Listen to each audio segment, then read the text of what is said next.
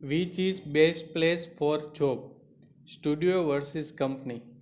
तो दोस्तों आज का टॉपिक हमारा ये है कि आपको स्टूडियो में जॉब करना चाहिए या फिर कोई कॉरपोरेट कंपनी में। तो एज आप ग्राफिक आर्टिस्ट, 3D आर्टिस्ट या फिर आप एनिमेटर हो, VFX आर्टिस्ट हो, तो आपको स्टूडियो में जॉब करनी चाहिए या कॉरपोरेट कंपनी में। सबसे पहले तो स्पेसिफिक आपकी स्किल है। अगर आप अच्छे VFX आर्टिस्ट हो तो कंपनी में कोई आपका काम नहीं है, ठीक है, आपको स्टूडियो ही ज्वाइन करना चाहिए। बट अगर आप मल्टी टास्क कर सकते हो, मल्टीपल चीज़ें कर रहे हो, तो आपके लिए कॉरपोरेट जॉब भी अच्छी हो सकती है। कैसे हो सकती है वो मैं एक्सप्लेन करता हूँ अभी।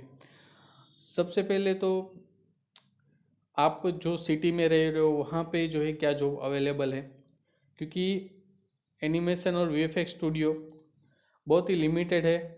इंडिया में अगर हम देखें तो मुंबई, पुणे, बेंगलोर जैसे सिटी में जो है जहाँ पे IT फील्ड अवेलेबल है, जो आप IT फील्ड का हब बोल सकते हो, उन सिटीज़ में जो है स्टूडियोज़ अवेलेबल है। बट अगर आप छोटे सिटीज़ की बात करो और आप अपने सिटी की बात करो तो वहाँ पे जो है कॉरपोरेट कंपनीज होगी, ठीक है। तो अगर आपको वहाँ पर जॉब मिल जाती है तो भी एक अच्छा ऑप्शन है, क्योंकि कॉरपोरेट कंपनीज क्या करती है, जब भी उनको कोई स्पेसिफिक रिक्वायरमेंट कंटिन्यूस रहती है तभी वो जो है उस चीज़ का डिपार्टमेंट बनाना सोचते हैं, ठीक है। जैसे कि उनको एक ग्राफिक डिज़ाइन सर्विसेज की बहुत रिक्वायरमेंट पड़ रही है अपने कंपनी के प्रोडक्ट को मार्केटिंग में यूज़ करने के लिए, मार्केटिंग पर्पज़ से।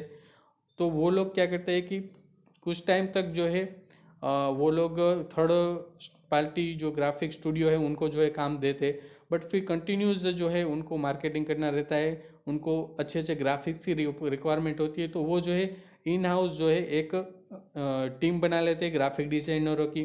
2 से 3 लोग की होते हैं, ज़्यादा वो टीम बड़ी नहीं रखते, बट उनकी रिक्वायरमेंट के हिसाब से वो टीम रहती है। अगर जो है उनकी रिक्वायरमेंट ज़्यादा है तभी जो है वो टीम बड़ी करते हैं। तो इसमें बेनिफिट ये होता है कि जब उन कंपनीज में आप एज अ आर्टिस्ट ज्वाइन करते हो तो वहाँ पर जो स्टार्ट टू एंड सारा आपको संभालना होता है, और वहाँ पे जो भी इंक्रीमेंट हो रहा है उसका आपको अच्छा बेनिफिट मिलता है। बट वहाँ पे माइनस पॉइंट एक दूसरा भी है कि कुछ टाइम अगर आपके पास ग्राफिक्स का काम नहीं होगा तो वहाँ पे कुछ छोटे मोटे काम भी आपको दूसरे आपके जॉब प्रोफाइल के अलावा भी दे सकते हैं वो लोग, ठीक है। जैसे कि आप एज ग्राफिक डिजाइनर तो आपको वीडियो एडिटिंग का भी काम मिल सकता है, पावर पॉइंट प्रेजेंटेशन बनाने का काम मिल सकता है। तो ऐसे छोटे मोटे काम आपको दिए जाएंगे, बट वो लोग आपका जो है परफॉर्मेंस मेजर करते हैं, जो भी आपको टास्क दिया जाता है उसके बेस पे ऊपर, ठीक है।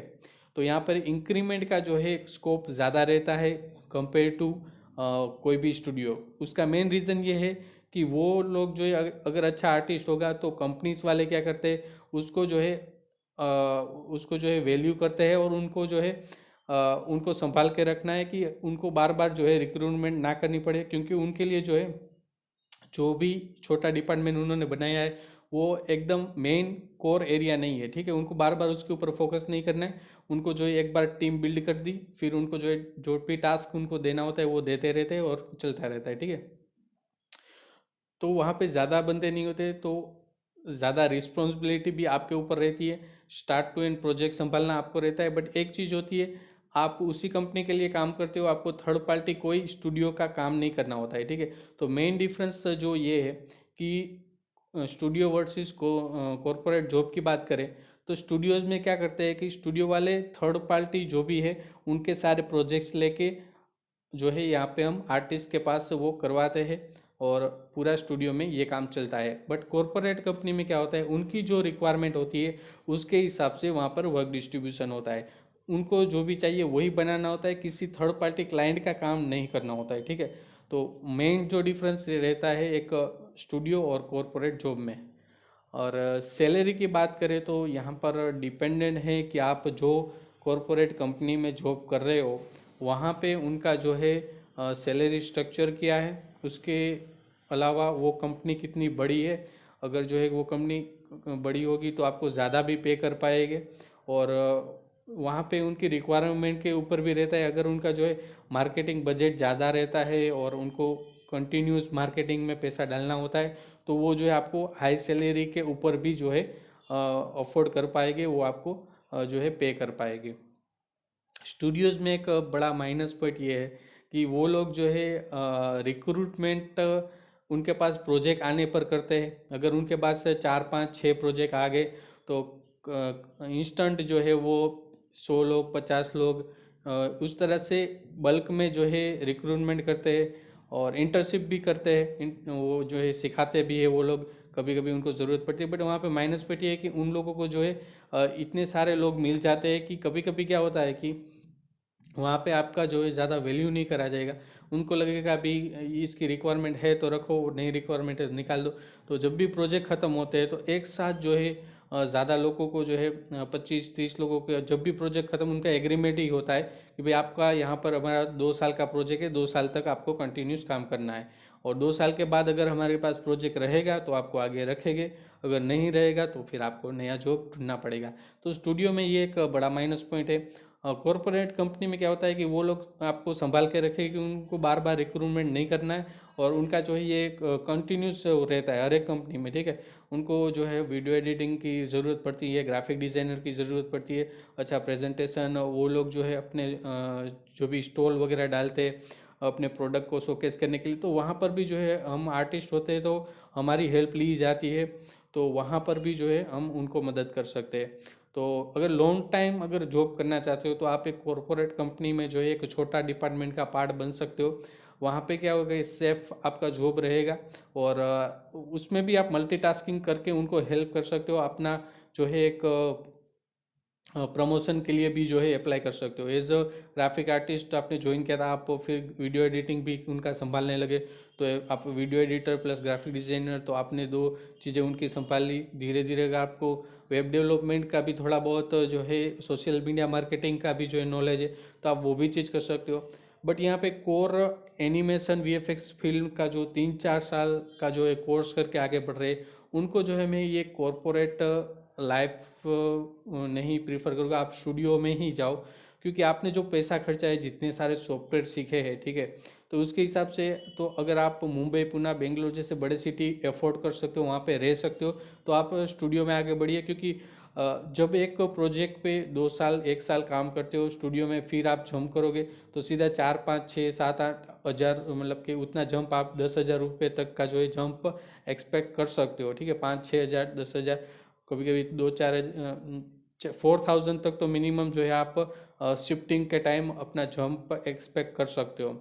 कॉरपोरेट कंपनी में फिर ऐसा नहीं होगा कि आपने जो है 40 हज़ार रुपये वाली जॉब छोड़ी और दूसरी कॉरपोरेट कंपनी में वही सैलरी पर आपको अफोर्ड कर पाएंगे वो लोग। वो कंपनी के ऊपर डिपेंड करता है, वो कितनी बड़ी कंपनी है, उनके पास उनकी रिक्वायरमेंट क्या है, ठीक है, उसके ऊपर डिपेंड करता है। उनको अगर अच्छा मार्केटिंग में जो है पैसा लगाया हुआ है और वो चाहते हैं कि उनके ग्राफिक्स वगैरह और बढ़िया हो और आपका स्किल लेवल देख के उनको लगे कि इसको भाई 40 हज़ार रुपये दे सकते हैं हम लोग, तो जो है बात बनेगी। बट मेन बेनिफिट ये है कि स्टूडियोज़ जो है हर सिटी में अवेलेबल नहीं है।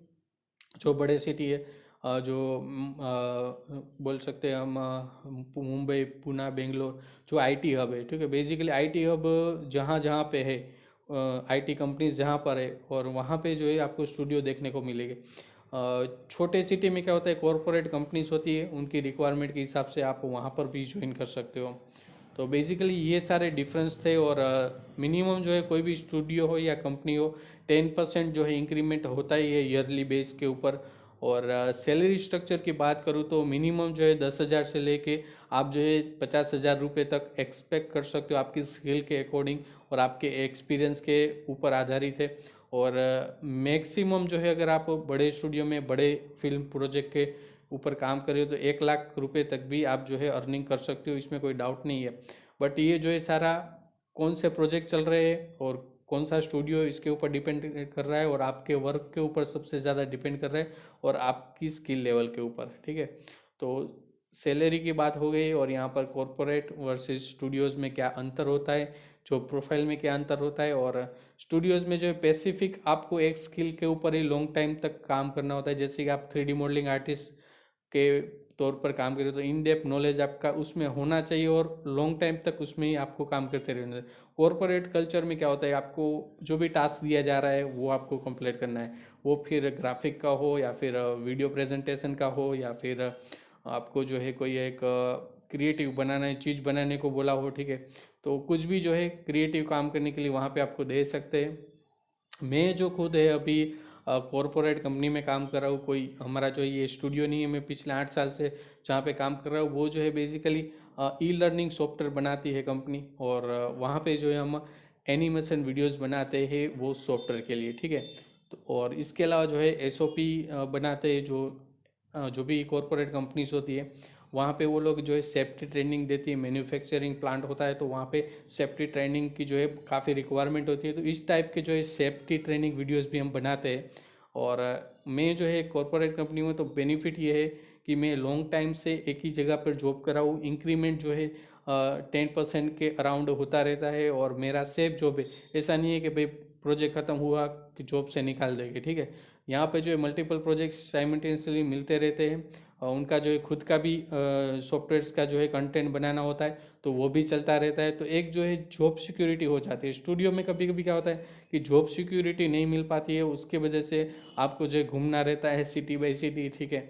आपको पसंद है ऐसा लाइफ तो कोई दिक्कत नहीं है, काफ़ी जो है लोग इस तरह से वैसे भी कभी कभी क्या होता है 1-2 साल के बाद कंपनी में जो है कोई स्टूडियो में जो है बोरिंग हो जाता है कि चलो कुछ नया स्टूडियो ट्राई करें, नई जगह पे जाए।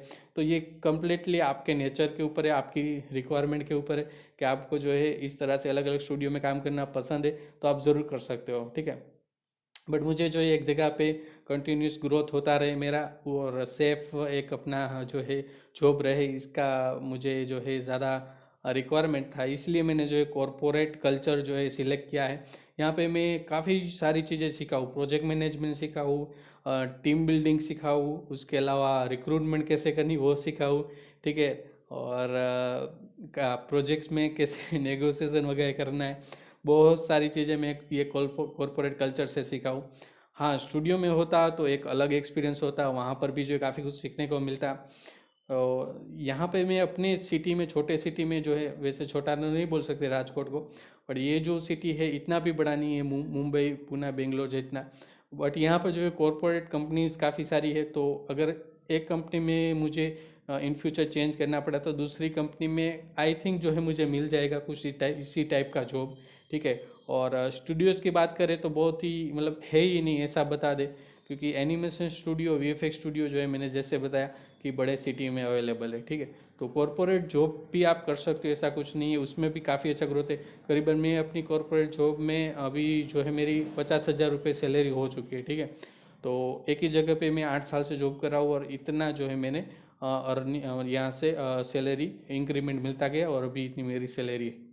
तो मंथली बेस के ऊपर आपका जो है सैलरी मिलता है, और ईयरली बेस के ऊपर आपका इंक्रीमेंट होता है। आई थिंक जो है स्टूडियो वर्सेस कॉरपोरेट लाइफ दोनों में जो है सैलरी और जॉब एक्सपीरियंस क्या रहता है उसके बारे में आपको क्लियर हो गया होगा। फिर भी अगर कुछ डाउट है तो आप कमेंट कर सकते हो, और वीडियो अच्छा लगे तो लाइक ज़रूर कीजिए, अपने दोस्तों के साथ शेयर कीजिए। मैं मिलता हूँ एक नए वीडियो में आपके साथ। Thank you for watching friends, फिर मिलता हूँ, बाय बाय।